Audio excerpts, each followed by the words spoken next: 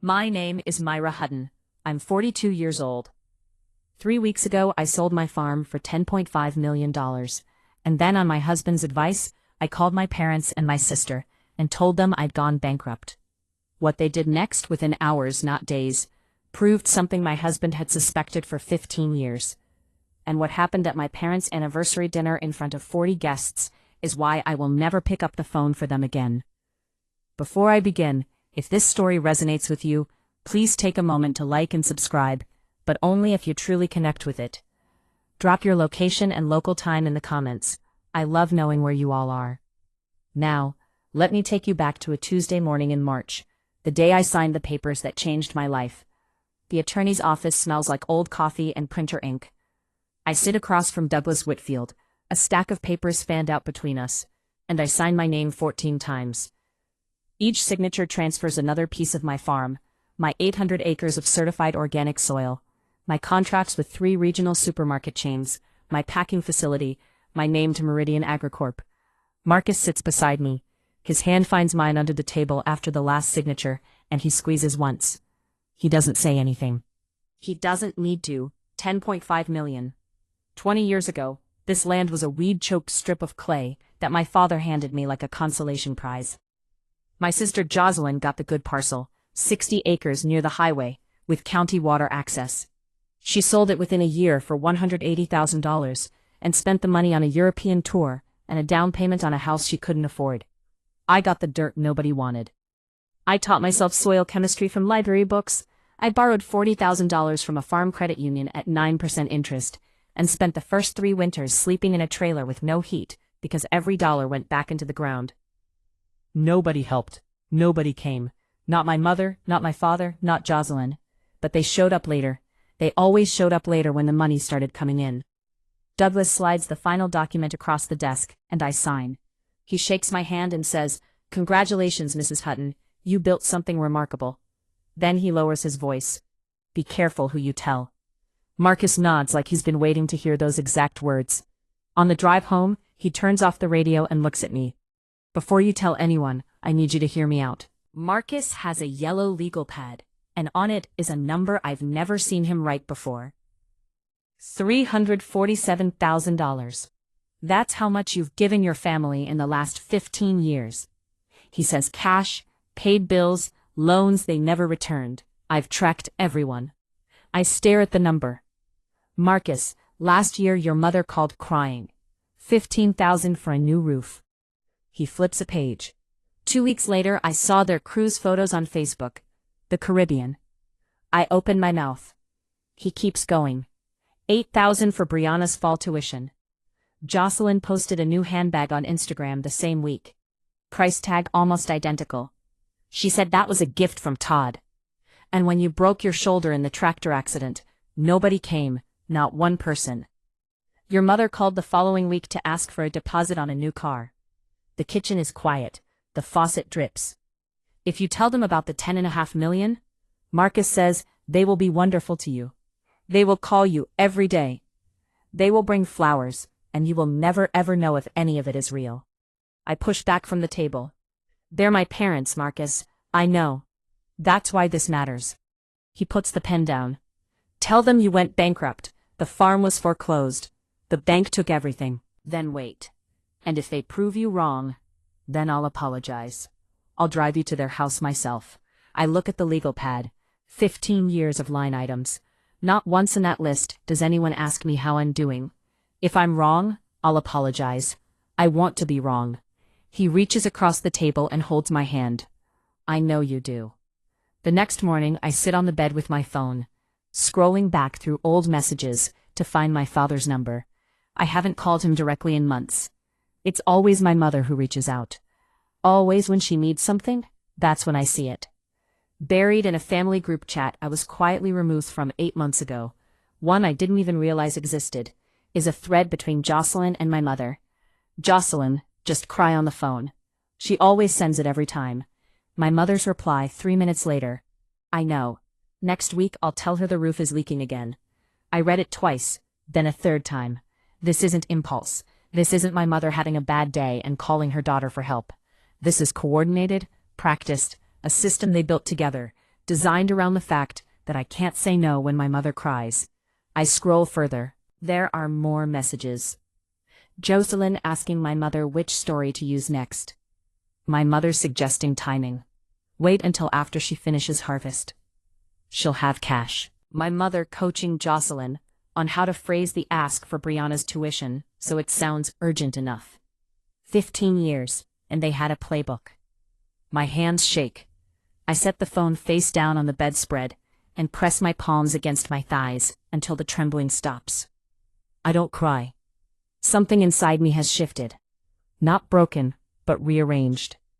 Like a bone that's been set wrong for years and just snapped into place. I pick up the phone and walk downstairs. Marcus is at the counter pouring coffee. He looks at my face and sets the mug down. I'm calling now, I tell him. He nods. He doesn't ask what changed. He can see it. I call my mother first. She picks up on the second ring. Myra, I was just thinking about you.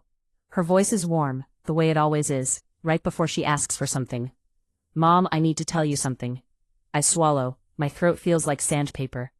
The farm, the bank foreclosed. I owe more than the land was worth. I had to sell everything just to cover the debt. Silence. Not the silence of someone absorbing terrible news about their child. The silence of someone recalculating. What do you mean? She says finally. What about the money I asked you for next month? I don't have any money, Mom. She exhales. It's a long, irritated breath, the kind she used to make when I spilled something as a child. Let me talk to your father. I'll call you back. She doesn't ask if I'm okay. She doesn't ask where I'll live, or what I'll do. She hangs up, and the line goes dead. And the first thing my mother thinks about when her daughter loses everything is her own next payment. I call Jocelyn. You're joking, she says. Brianna's tuition is due next month. I'm sorry, Jocelyn. I really lost everything. You always do this. You always find a way to make everything about you. The line cuts out. She's hung up. I set the phone on the table. Marcus is sitting across from me, both hands flat on the surface, watching. Nobody asked if I'm okay, I say. He doesn't respond. He doesn't need to. The answer is sitting between us like a stone. Then my phone buzzes. A notification from the family group chat, the one I'm apparently still in. I open it and my stomach drops. The messages come fast. My mother types first. Myra lost everything. Bankrupt.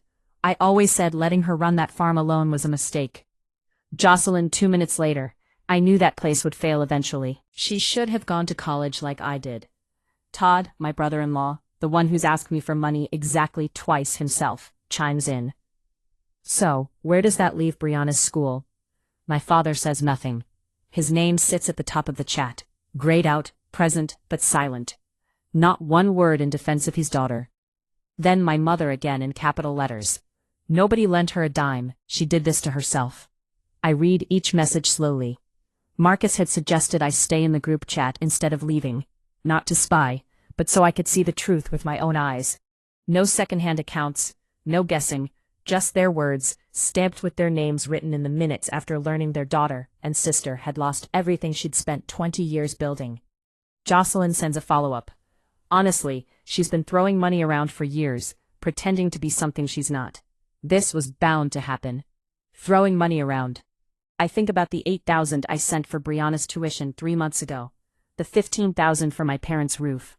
The steady drip of cash that kept Jocelyn in leased cars and my mother in kitchen renovations. I screenshot everything. Not because I'm planning anything, just because I need proof that this is real, that I didn't imagine it, that the people who raised me are in a group chat right now, calling me stupid and telling each other not to help. Marcus walks over and reads the screen over my shoulder. He puts his hand on my back, but says nothing. There is nothing to say. The next afternoon, my mother calls again. This time, her voice is careful, measured. The tone she uses when she's about to deliver bad news, she's already decided is someone else's fault. Sweetheart, about the anniversary dinner next Saturday. What about it? Your father and I have been talking, and we think maybe it's best if you sit this one out. I grip the edge of the counter. You're uninviting me. Don't put it like that. She sighs. You're going through a hard time. People will ask questions. I just don't want the mood to be affected. I let the sentence settle. My mother is not worried about me. She's worried that my failure will stain her party. that someone at the Rosewood Grill will lean over and whisper, "Didn't Myra lose her farm?" And the illusion of the perfect Callahan family will crack in front of 40 guests. "I understand," I say. I keep my voice flat. "It's only one dinner, Myra. Just family." The word sounds different now. Thinner, like it's been hollowed out from the inside. Marcus is in the doorway, leaning against the frame. He heard everything. I had the phone on speaker. He pulls a small notebook from his shirt pocket and jots something down. Date, time, what was said. I hang up and set the phone on the counter. For the first time in my life, I don't cry after a conversation with my mother. The tears just aren't there. In their place is something else. A flat, still surface, like a lake frozen solid overnight. I look at Marcus. "I'm going to that dinner," I say. He studies my face. Then he nods. "I know." 2 days before the dinner, Jocelyn shows up at my house. No call, no text, just the crunch of tires on the gravel drive and the slam of a car door. I'm washing dishes when I see her through the kitchen window, marching across the yard in her expensive boots, the ones she bought the same month she told me she couldn't afford Brianna's soccer cleat. She doesn't knock. She walks in through the side door like she owns the place. "We need to talk." "Hello to you too, Jocelyn." She doesn't sit. She stands in the middle of my kitchen and folds her arms. "You say you're bankrupt. Fine, but you still have this house. This house belongs to Marcus and me. Sell it. Give me my share." I set the dish towel down. "Your share. Mom and Dad raised us both. They put food on the table, clothes on our backs. You owe this family, Myra. You got the 60 acres by the highway. You sold them for $180,000. I got the clay field nobody wanted and turned it into something from scratch." She waves her hand. "That's different. You didn't go to college. You didn't need as much." Marcus steps into the kitchen from the hallway. His voice is quiet. "Jocelyn," she said, "no. Please leave." Jocelyn turns on him. "This is a family matter. You don't get a say." "Is my family," and she said no. The kitchen is silent. Jocelyn's jaw tightens. Then she pivots back to me. "Mom and Dad think you're hiding money somewhere." There it is. They didn't come to ask. They came to accuse. Jocelyn leaves without another word. The screen door snapping shut behind her.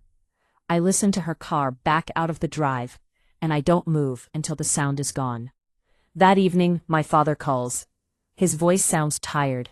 Not worried, just worn down. Like dealing with me is another chore he didn't plan for. "Myra, Jocelyn says you won't help." "Dad, I told you I lost everything. Your mother is very upset." I grip the phone tighter. "Dad, I just lost my farm. I just told you I'm bankrupt, and you're calling me because Jocelyn is upset." Silence. I can hear him breathing, trying to find the safe sentence, the one that won't disturb the careful peace he spent his whole life protecting. "You know how your mother gets," he says finally. "When I broke my shoulder, Dad, did you come?" The line is quiet for a long time. "I'm just asking," I say. He hangs up. No answer, no defense. The next morning, I go to Patterson's Market for groceries. Nancy Feldman, my mother's closest friend from church, catches me in the cereal aisle. She tilts her head, that particular way people do when they've heard bad news about you, from someone else. "Myra, honey, your mother told me, I'm so sorry." I grip the card handle. "She told you just that things have been tough with the farm. She's worried about you." My mother is not worried about me. My mother is distributing a story. By the time I get home, there are 3 more messages from neighbors, all saying some version of, "Heard from your mom." She's told the whole town I went bankrupt because of bad decisions, because I didn't listen to my family, because I was too proud to ask for help. She's not just abandoning me, she's making sure everyone else does too. My hands tighten on the steering wheel. This is not carelessness. This is a campaign. Loretta Briggs shows up that afternoon with a cherry pie and no agenda. She's 75, a retired schoolteacher who's lived 3 properties over since before I was born. She taught half the kids in Millfield their multiplication tables, and still gets Christmas cards from students who graduated 30 years ago. When Loretta speaks at town meetings, people listen, not because she's loud, but because she's right more often than anyone else. She finds me on the porch staring at the line of fence posts that used to mark the eastern edge of my property. My eyes are red. I don't pretend they're not.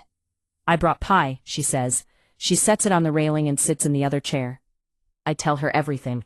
The sale, the test, the phone calls, the group chat, the uninvitation, the rumors at the supermarket. I don't hold back, and she doesn't interrupt. When I finish, Loretta is quiet for a long time. She looks out at the yard, at the barn Marcus repainted last summer, at the gravel drive where Jocelyn's tire marks are still visible.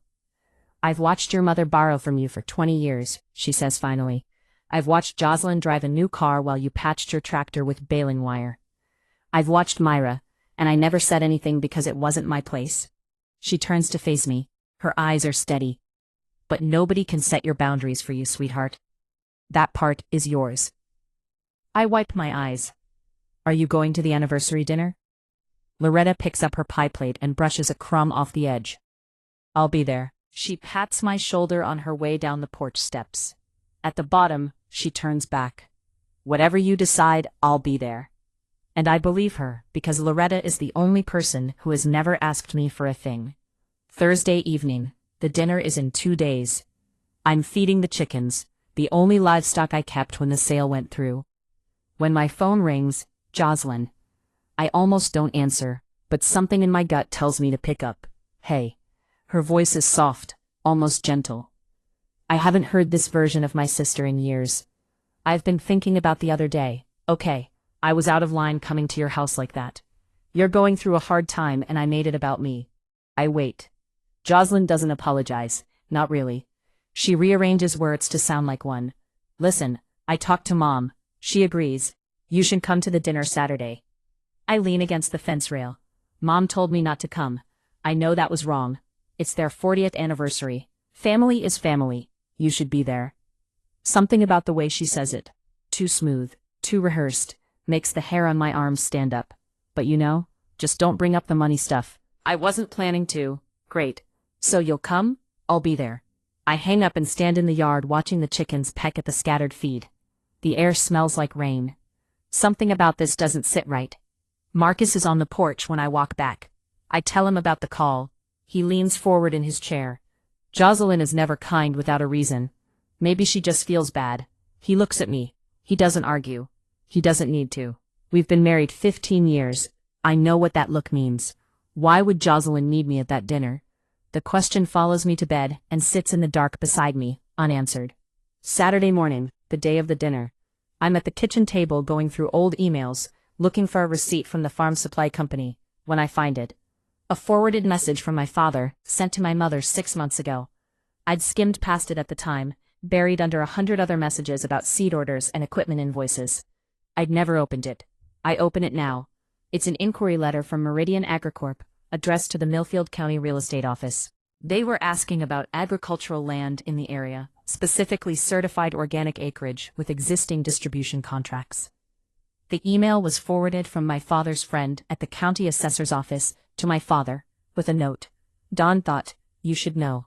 Looks like someone big is interested in Myra's land. My father forwarded it to my mother. No subject line, no comment.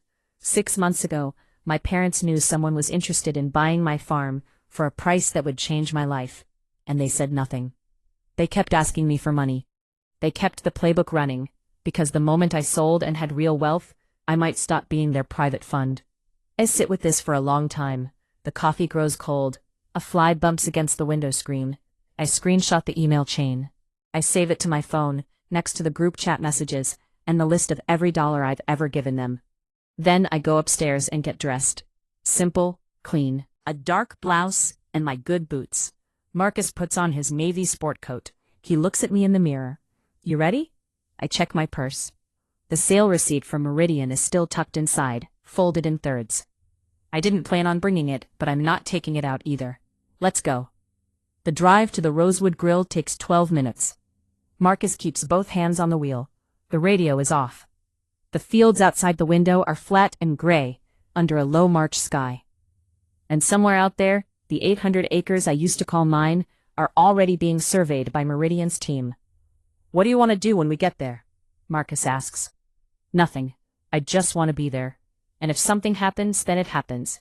I'm not going to start anything, but I'm done pretending everything is fine when it isn't. He nods. We pass the grain elevator on Route 9 and turn onto Main Street, The Rosewood Grill sits on the corner of Main and Elm, a brick front restaurant with Christmas lights they never take down, and a private dining room in the back that half the town has rented at least once. My phone buzzes. Loretta, I'm here, sweetheart. Table 3. Nancy Feldman is next to me. So is Barbara Jenkins. I'll be here. I text back a heart emoji. It's the most I can manage. Through the front window, I can see the dining room. White tablecloths, flower arrangements, my mother moving between tables in her best dress, laughing with her hand on someone's shoulder. She looks happy. She looks like a woman celebrating 40 years of marriage, surrounded by people who love her. Jocelyn is near the front, standing by a small riser with a microphone. She's wearing something new. Todd is beside her, fidgeting with his cuffs. I check my purse one more time. Receipt, phone, screenshots. Marcus turns off the engine.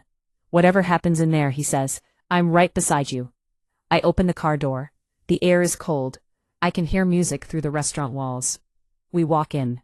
Sitting in that car with the engine off, looking through the restaurant window at my mother, laughing with her guests.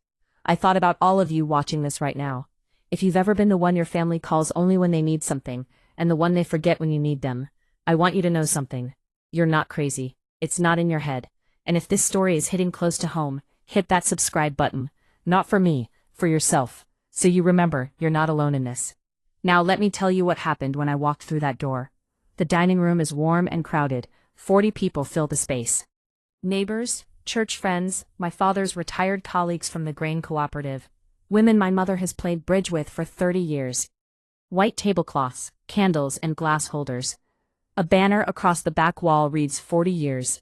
Dawn and Patty. My mother sees me first. Her smile freezes for half a second. Just long enough for me to catch it before she rearranges her face into something welcoming. She leans toward Jocelyn and whispers. Jocelyn whispers back. I read my sister's lips. I told you I invited her. My mother crosses the room with her arms open. Myra, you came. Wonderful. She hugs me. It's a performance. Her fingers are stiff on my back. Hi, Mom. You look nice, sweetheart. Sit anywhere. Marcus and I find a table near the window. Loretta is 2 tables over, right up front at table 3, flanked by Nancy Feldman and Barbara Jenkins. She catches my eye and nods once. Small, steady. I'm here. The room hums with conversation. I recognize almost everyone. These are people who've watched me grow up, who bought produce from my farm stand, who waved to me from their trucks on county roads. And now they all know I went bankrupt because my mother told them. I can feel the glances, the slight tilt of a head, the whispered aside behind a raised glass. They're sympathetic, most of them, but it's the kind of sympathy that keeps its distance. Nobody sits at our table, except an elderly couple I barely know. Marcus squeezes my hand under the tablecloth. Steady, he murmurs. Jocelyn steps up to the microphone near the riser. She taps it twice. The room begins to quiet. She catches Todd's eye across the room. He nods. She smiles. Something is about to happen. I can feel it. My mother takes the microphone from Jocelyn and steps to the center of the riser. She holds a folded note card in one hand. Though I'm sure she has the speech memorized, she's been rehearsing moments like this her entire life. Thank you all for being here tonight, she begins. 40 years. Can you believe it? Laughter. Applause. My father stands beside the cake table, hands clasped, chin dipped, his default posture for public events. Dawn and I have been blessed with so much. A beautiful home, wonderful friends, she gestures around the room, and 2 daughters. Our Jocelyn, our firstborn, college-educated, a wonderful mother to our brilliant granddaughter Brianna, who's already at the top of her class. We couldn't be prouder. Jocelyn beams. Todd puts his arm around her. Then my mother glances in my direction, a beat too late. And Myra, our youngest, always a hard worker out in the fields. That's it. That's all I get. No mention of the business I built. No mention of 20 years of labor. No mention of the contracts, the certifications, the fact that my organic produce was sold in 3 states. Just hard worker out in the fields, a sentence you'd use to describe a mule. I feel Marcus's hand tighten on mine. Family means we stand together, my mother says, lifting her glass. No matter what, the room raises their glasses. Hear, hear. I lift mine too. I smile. I sip the water. Loretta doesn't lift her glass. She's watching my mother with an expression I've only seen once before, 20 years ago, when a parent at the school tried to blame a teacher for their own child's cheating. It's the face Loretta makes when she hears a lie told with confidence. She looks at me. I look back. We understand each other. Jocelyn takes the mic back before anyone else can speak. She's practically vibrating. While we're celebrating, she says, "Todd and I have a little surprise of our own." She pauses. The room leans in. "We just put a deposit on a new house in Maple Ridge." Gasps. Applause. Maple Ridge is the nicest development in the county. Stone facades, 3-car garages, the kind of place where every lawn looks like a golf course. Buying into Maple Ridge means you've arrived. My mother claps both hands over her mouth. "Oh, Jocelyn." She pulls her into a hug. "I'm so proud of you." I watch from my table. Jocelyn doesn't have the money for Maple Ridge. Todd manages a building supply store. They've been leasing their car for 2 years. 3 months ago, Jocelyn told me she couldn't cover Brianna's tuition without my help. Now she's buying a $4 million house. Then Jocelyn turns to me in front of the whole room, and I want to say something to my little sister. She puts her hand on her heart. "Myra, I know things are really hard for you right now, and I want you to know our old house. When we move, you and Marcus can rent it. Family discount." The room melts. Oh, hands on hearts. Someone actually dabs their eyes. I sit perfectly still. This is why she invited me. Not out of guilt, not out of love. She needed me in this room, the bankrupt little sister, to make her announcement shine brighter. I am the shadow that makes her glow, the failure that proves her success. I smile, I nod. I say, "Thank you, Jocelyn." The words taste like chalk. Under the table, Marcus leans close to my ear. "Now you know." Yes, now I know. 15 minutes later, the speeches end, and the room breaks into small conversations. People pick at the buffet. Someone turns up the background music. A normal party for everyone but me. Todd appears at my table. He pulls out the empty chair beside me and sits, his body angled away from the room like he's trying to make this look casual. "Hey, Myra, got a second?" "Sure, Todd." He reaches into his jacket and pulls out a folded document. He slides it across the tablecloth toward me like a dinner napkin. It's just a standard consent form. "Jocelyn needs both daughters' signatures to use your parents' house as collateral for our new mortgage. Your mom and dad already signed off." I unfold the paper. The letterhead is from First Prairie Lending. The form authorizes the use of 14 Birch Lane, my parents' home, as supplementary collateral for a residential loan. My mother's signature is at the bottom, next to my father's. The only line blank is mine. "They need your parents' house as collateral." "Just a formality," Todd says. "The bank requires it. Your parents are fine with it." I stare at the document. The ink is fresh. My mother signed this today. This is it. The real reason Jocelyn called me Thursday night. The real reason I was reinvited. Not to reconcile. Not because family is family. Because they need my signature on a piece of paper to finance a house they can't afford, using my parents' home as a bargaining chip. I look up at Marcus. His face is completely still. The room keeps buzzing around us. The clink of silverware. Someone telling a story about my father's retirement party. Nobody notices the document on the table. I pick it up. I stand. The room begins to quiet. I set the document on the table in front of me, open where anyone close enough can see the letterhead. I'm not signing this. Jocelyn is across the room in 4 steps. What? Why not? Because this is Mom and Dad's house, and I won't let anyone put it at risk. It's a formality. Myra, we already explained. You didn't explain anything. You invited me to this dinner not to celebrate, but because you need my name on a loan document. The tables nearest to us go quiet. Heads turn. My mother pushes through from the buffet line. Her smile is gone. "Myra, don't make a scene. Just help your sister." "Mom, last week you told me not to come tonight. You said my situation would ruin the mood." I keep my voice steady. "Now I'm here because Jocelyn needs a signature. Which is it? Am I family or am I a tool?" The words land in the silence like a stone in still water. I can feel the ripple move across the room, the shift of bodies and chairs, the intake of breath, the quick exchange of glances between people who suddenly realize this isn't a toast. Jocelyn steps forward. "You are always so selfish." His chair scrapes the floor. His face is tight. "Myra." His voice cracks. "Don't do this. Don't make your mother upset." I turn to him. I look at this man who gave me the worst land he had and never visited the farm I built on it. Every time you say that, Dad, I lose a little more of myself. Barbara Jenkins at Loretta's table sets her wine glass down and says loudly enough for the room to hear, "What is going on over there?" And Jocelyn snaps. Jocelyn's face goes red. Not embarrassed red, furious red, the kind that starts at the neck and climbs. "Do you have any idea what it's been like for me?" She says, not to me, to the room. "My whole life all I hear is Myra's farm this, Myra's organic that. Every time someone in this town mentions her name, it's like I don't exist." My mother grabs her arm. "Jocelyn, stop." Jocelyn shakes her off. "I'm the one with the degree. I'm the one who went to college. I'm the oldest." And she just digs in the dirt, and everyone treats her like she's some kind of hero. The room is frozen. 40 people staring at my sister as she unravels in front of the anniversary cake. Todd takes a step toward her. "Joss, enough." Her eyes are locked on me. "You were only special because you had money, and now you don't have anything. So what are you now?" The silence that follows is absolute. I can hear the refrigerator humming in the kitchen. Someone at the back table sets together. The room is so quiet, I can hear my own footsteps on the hardwood. A sound that used to terrify me. The sound of leaving, of being the one who walks away. It doesn't terrify me now. Nobody calls my name. Nobody follows us. Outside, the parking lot is cold and dark. The restaurant light spills through the windows in yellow rectangles across the asphalt.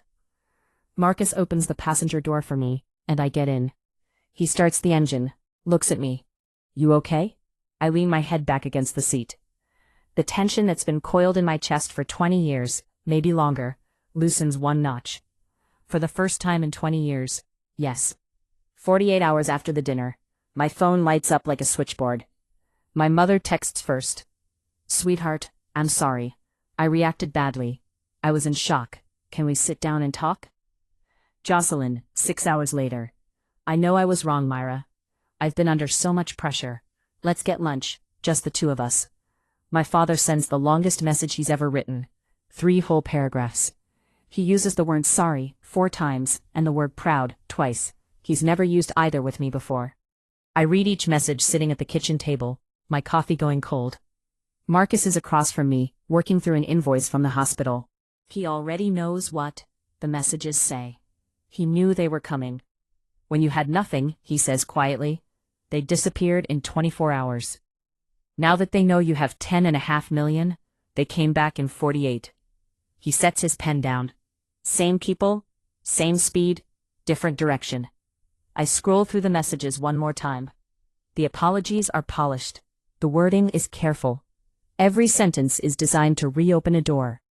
Not because they're sorry, but because the money is still on the other side of it. I don't reply to any of them. Instead, I open the family group chat and type one message. "I need time. Please don't contact me." I hit send.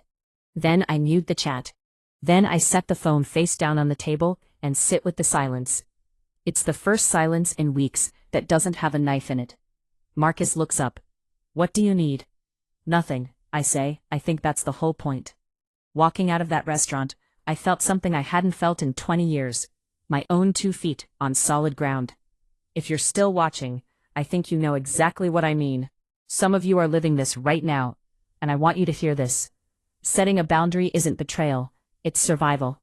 If you haven't subscribed yet, now's the time. The next part is the one nobody expected, and drop a comment. Tell me, have you ever been the ATM of your family? Without my signature, the collateral falls through. First Prairie Lending rejects Jocelyn and Todd's mortgage application within the week. The Maple Ridge deposit, $40,000 borrowed against a line of credit they couldn't afford, is gone. Non-refundable.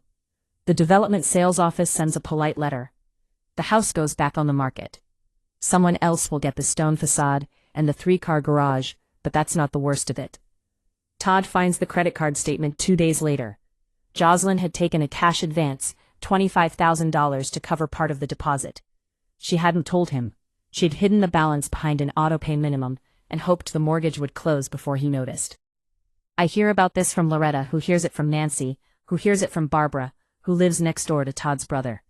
In Millfield, Information travels through the same channels as water, downhill and everywhere. Todd moves to the guest room. Jocelyn pulls Brianna out of Westfield Academy because the tuition is now coming from nowhere. Brianna starts at Millfield Regional the following Monday, shell-shocked and quiet. I feel sick about that part. Brianna didn't do anything wrong. The anniversary dinner becomes the only thing people in town talk about, not in a malicious way. People talk the way people do when they realize the family they thought they knew was a facade, held together with borrowed money and borrowed silence. Patty gets approached at church by Helen Watts, the deacon's wife, who asks plainly, "Is it true you told people not to help Myra?" My mother doesn't answer. She picks up her purse and leaves the service early. For the first time in 40 years, nobody at First Baptist Church saves her a seat. A week after the dinner, I hear a knock at the front door. It's my father alone. No car in the driveway. I realize he walked the 3 miles from town in March in his old canvas jacket and the cap he wears to the hardware store. He stands on the porch with his hat in his hands. He looks 10 years older than he did at the restaurant. "I'm not here for money," he says, "okay? I'm here because I owe you something. Not money, words." I open the door wider. He steps inside. Marcus is in the kitchen. He pours a cup of coffee for my father, sets it on the table, and walks outside without a word. He closes the door behind him. My father wraps both hands around the mug like he's cold. He stares at the surface of the coffee for a long time. "I knew what your mother was doing," he says. "I watched them call you, watched them cry, watched you send the money every single time. And you never stopped them. No." His voice cracks. "I was afraid of your mother, of the fighting, of everything falling apart. It fell apart a long time ago, Dad. You just didn't want to look." He nods. He wipes his eyes with the back of his hand, a quick, embarrassed gesture, like he's brushing away a fly. "I gave you that bad land on purpose," he says. "Not because I didn't love you, because I thought you were the one strong enough to make something from nothing. And you did. And I was too much of a coward to protect what you built." I sit across from him. "I love you, Dad, but I can't go back to being the person everyone remembers only when they need something." He nods. "I understand." He finishes his coffee, sets the mug in the sink, and walks back out into the cold. The following Tuesday, Marcus and I sit in the office of Catherine Opes, a trust and estate attorney, 2 counties over. She has gray hair, reading glasses on a chain, and a no-nonsense manner that reminds me of Loretta. We establish an irrevocable trust. The $10.5 million goes in. Marcus and I are the sole trustees and beneficiaries. No one else has access. The structure is clean and final, like a door that locks from only one side. Catherine sends letters on our behalf, formal, on letterhead to my mother, my father, and Jocelyn. The language is simple. All future financial requests will not be considered. This is not a punitive measure. Boundary. My mother calls Catherine's office the same day the letter arrives. Catherine's paralegal declines to provide any information. My mother tries twice more. She is polite the first time, less polite the second. The third time the paralegal simply says, "Mrs. Callahan, there's nothing more I can share," and hangs up. Jocelyn sends me a text message that night. It's long, 4 paragraphs. It shifts between apology and accusation, like a car swerving between lanes. "I'm sorry" sits next to, "You've destroyed this family. I was wrong" is followed by, "But you have to understand my side." It ends with, "I hope you can live with what you've done." I read it once. I set the phone down. I don't reply. Marcus finds me on the porch, wrapped in a blanket, watching the last light drain from the sky. Jocelyn says I destroyed the family. I tell him. He sits beside me. "You didn't destroy anything. You just stopped rebuilding what they kept breaking." The sky turns dark. The stars come out. We sit there until the cold drives us inside. And for the first time in weeks, I sleep through the night. Millfield is a town of 4,000 people. Secrets don't last long here. Stories from the anniversary dinner circulate through the coffee shop, the post office, the church parking lot, the bleachers at Millfield Regional's basketball games. By the end of the month, the version most people believe, because it's the version Loretta confirms, is close to the truth. Nancy Feldman calls me on a Wednesday. "Myra, I owe you an apology.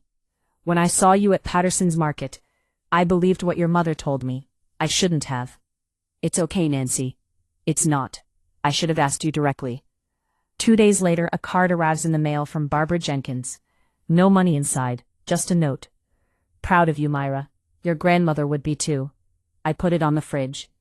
At First Baptist, the Sunday sermon shifts. Pastor David doesn't name names. He doesn't have to. He speaks about what it means to love someone and still say no. About the difference between generosity and being consumed. My mother sits in the back pew with her arms crossed. She leaves before the final hymn. Jocelyn and Todd cancel the Maple Ridge purchase officially. Brianna transfers to public school. Todd starts sleeping in the guest room and stays there. Jocelyn's Instagram goes quiet. No more new handbag photos. No more restaurant check-ins. My mother tries to hold the old narrative. Myra has all that money and won't help her own family. But the ground has shifted. People saw Loretta stand up. People heard what Jocelyn said about me being worth nothing without money. The performance doesn't hold anymore. For 20 years, I was the one people pied or ignored. Now something has changed. It's not admiration exactly. It's something quieter. Respect. I didn't ask for it. I just stopped pretending. 3 weeks after the dinner, my mother plays her last card. A text message, 11:47 p.m. Myra, I've been having chest pains. I might have to go to the hospital. I thought you should know. I stare at the screen in the dark bedroom. Marcus is asleep beside me. The blue light of the phone turns the ceiling into a shallow pool. My pulse spikes for a moment. One sharp animal moment. I'm 22 again, standing in a trailer with no heat, and my mother's voice on the phone is the only warmth I have. I want to call. I want to drive over. I want to be the good daughter, the one who drops everything, the one who never says no. Then I open a browser on my phone and call the front desk at Millfield County Hospital. I give my mother's name. The woman on the line checks the system. We don't have a patient by that name, ma'am. I sit in the dark for a long time. This is the last move. The health scare, the guilt trip that bypasses logic and goes straight to the gut. It's the weapon of last resort for a woman who spent 65 years learning exactly which strings to pull. I type back, Mom, if you're truly sick, I will always help with medical care, but I won't send cash, and I'll verify first. The message delivers. The read receipt appears. No reply. There's nothing to reply to because the trap only works when you don't see it. I set the phone on the nightstand and lie back down. My hands don't shake. My chest doesn't tighten. I feel tired, deeply, thoroughly tired. But it's a different kind of tired. It's the tiredness of someone who's finished, not someone who's given up. I close my eyes. I sleep. The envelope arrives on a Thursday, hand addressed in the careful, rounded cursive of a 14-year-old girl. No return address, but I recognize the stationery, pale blue, the kind Brianna picked out last year when I took her school shopping. I open it at the kitchen table. Dear Aunt Myra, I don't understand everything that happened between you and Mom. Nobody tells me the full story, and I think that's because they don't want me to pick sides. I just wanted you to know that I miss you.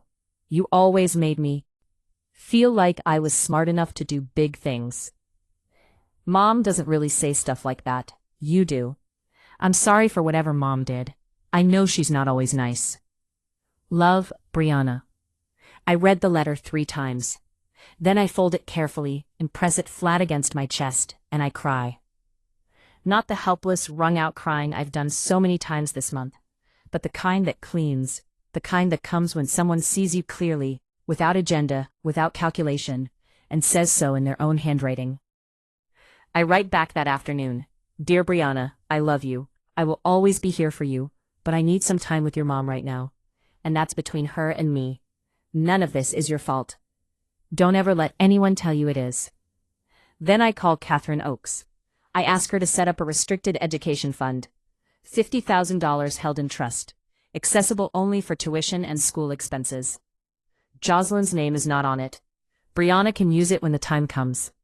Marcus reviews the paperwork that evening. He signs his portion without hesitation. She's a good kid, he says. She's the best of all of them. That's the last word either of us says about it. 6 months later, Marcus and I close on 200 acres in Cedar County, 30 miles east of Millfield. The land isn't as flat or as rich as what I had before, but it's good land. Clay loam over limestone, with a spring-fed creek running along the western edge. the kind of land that rewards patience. We build a smaller operation this time. No contracts with supermarket chains, no packing facility. Just 40 acres of mixed vegetables, a small orchard, a roadside stand, and enough chickens to keep Loretta in eggs. Loretta drives out every Saturday with pie. She sits on our new porch. Marcus built it himself with lumber from the old barn, and we drink iced tea and talk about nothing important. Sometimes she brings her friend Ruth, who teaches quilting at the community center. Sometimes she comes alone and we sit in silence watching the wind move through the young apple trees. I join a support group in the next town over. Women who understand what it means to be the family ATM. We meet every other Tuesday in the basement of a Methodist church. Nobody uses last names. The coffee is terrible. It's the safest room I've ever been in. Jocelyn hasn't contacted me. Patty sends a message on Mother's Day and Thanksgiving. Always the same tone. Always a thin blade wrapped in scripture. Praying for you daily, sweetheart. I don't respond. My father sends a Christmas card, handwritten, 3 sentences. Merry Christmas, Myra. I think about you. Love, Dad. No request, no guilt, just the words. I keep the card. I put it next to Barbara Jenkins' note on the fridge. The boundary holds. The quiet stays. I used to think quiet meant something was missing. Now I understand.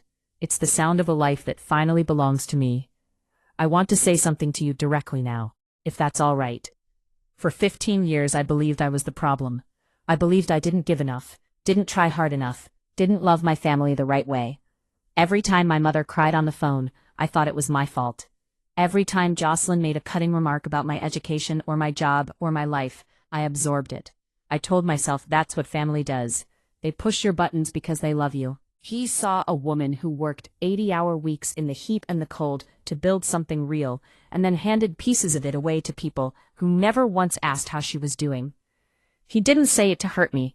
He said it because he loved me enough to tell the truth when nobody else would. I'm not telling you this story so you'll feel sorry for me.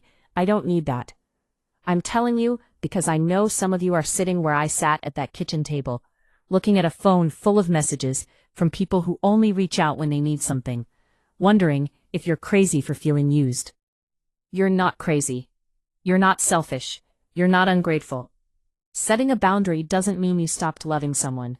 It means you started loving yourself. If your family treats you like a bank account with a heartbeat, that is not your failure. That is their choice. And you are allowed. You are entitled to choose differently. I chose differently. It cost me my mother's approval, my sister's presence, and a version of my father I'll never get back. It gave me my life. Early morning, the new farm.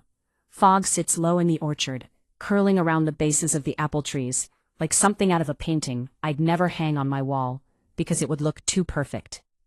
I'm standing by the chicken coop with a mug of coffee, watching the hens argue over a patch of clover. The air smells like wet grass and turned earth. Marcus rebuilt the coop from salvaged wood. It leans slightly to the left, and we joke that it has character. The screen door creaks. Marcus walks across the yard in his socks, carrying his own mug. He stands beside me. We don't talk. We don't need to. My phone buzzes in my back pocket. I pull it out. A text from Brianna. Aunt Myra. I got into the STEM program. Full scholarship. Thank you. Thank you. Thank you. I smile. A real smile. The kind that starts in the chest and spreads outward. I turn the phone toward Marcus. He reads it, nods and smiles too. I look out at the field. 200 acres, smaller than what I had before. No distribution contracts, no Meridian partnership, no name in the farm journal. Just good land, well tended, with a creek that doesn't owe anyone anything. Not because my father gave it to me, and not because someone else decided I deserved it. Because I chose it. Because I earned it. Because I walked away from the people who wanted to take it, and I walked toward the life I wanted to keep. My name is Myra Hutton. I'm 42 years old, and for the first time in my life I don't owe anyone a single thing, not even an explanation. The fog lifts, the sun comes through, the chickens settle down. It's a good morning. That's my story. And if it felt like yours, even a little, I'm glad you stayed until the end. Drop a comment below and tell me what boundary have you set, or what boundary do you wish you could set. I read every single one, And if you want more stories like this, real ones about real women choosing themselves, check the description below. There are 2 more videos I think you'll love. Subscribe if you haven't already. And remember, you are not an ATM. You are someone's equal.